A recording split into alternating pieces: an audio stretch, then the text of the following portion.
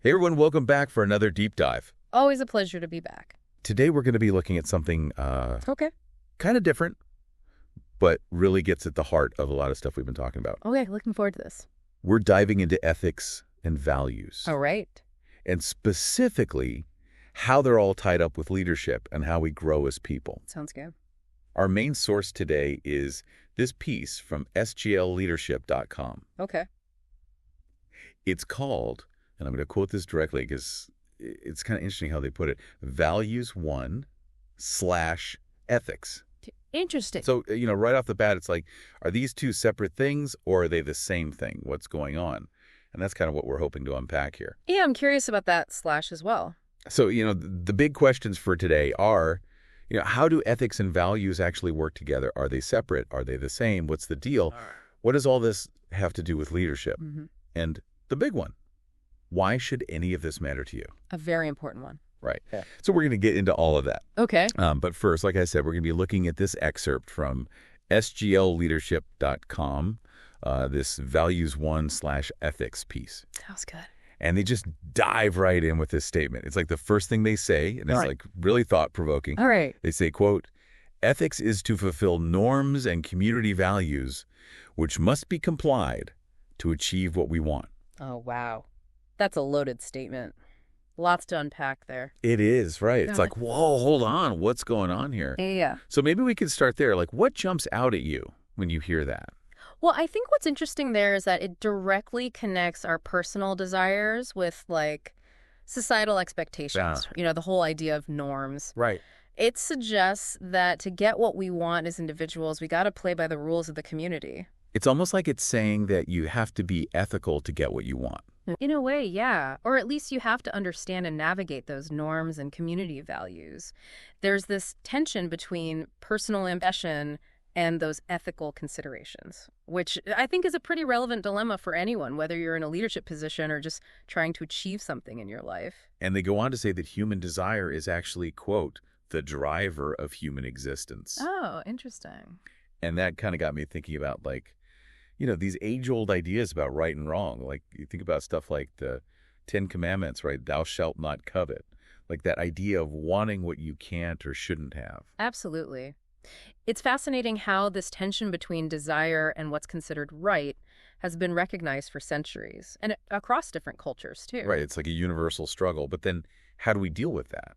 Well, that's where things get even more interesting. The source touches on how we often have this inner voice, like a conscience that kind of keeps us in check.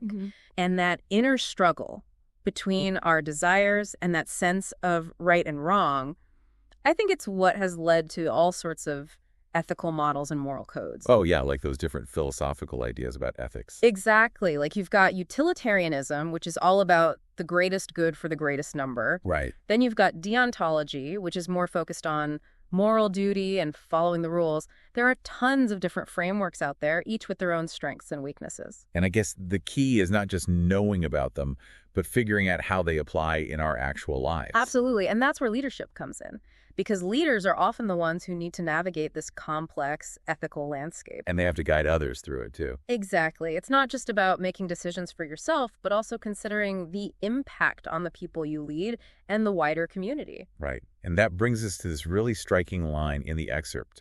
Are you ready for this? Yeah, hit me. Up like a lion and down like a skink. Whoa. That's pretty vivid imagery. It is. What do you think they're trying to get at with that? Well, I think it speaks to this idea of balance. Like a lion, it's powerful, it's ambitious, it aims high.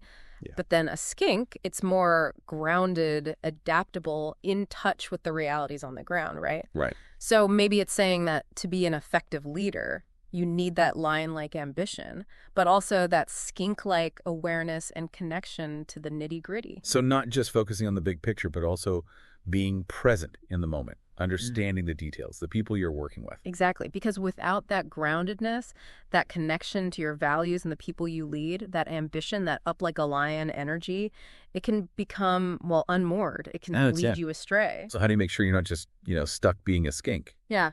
Limited in what you can achieve? That's a good question. I think it's about being aware of those potential limitations, not letting ambition completely overshadow your values or your connection to the people you're leading. Think of it like a tree. To grow tall and strong, it needs deep roots. Yeah.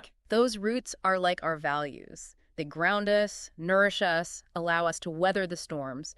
So leaders need a strong foundation of internal values to support their outward achievements. Wow, that analogy really paints a clear picture. And you know what? Speaking of interesting imagery, the source also mentions this egg as a symbol, but I think that might be a whole other deep dive in itself. Yeah, maybe we'll save that for another time. Definitely. But for now, I think it's safe to say that this excerpt really drives home the point that ethics, values, leadership, and personal growth, they're all deeply intertwined. It's not just about what we achieve, but how we get there. Absolutely. It's about aligning our actions with our values, both in our personal lives and in our leadership roles. And I think that leads us beautifully to the closing thought of the excerpt. Which is? It says, "You never reach higher than you go within yourself." That's powerful. It really is.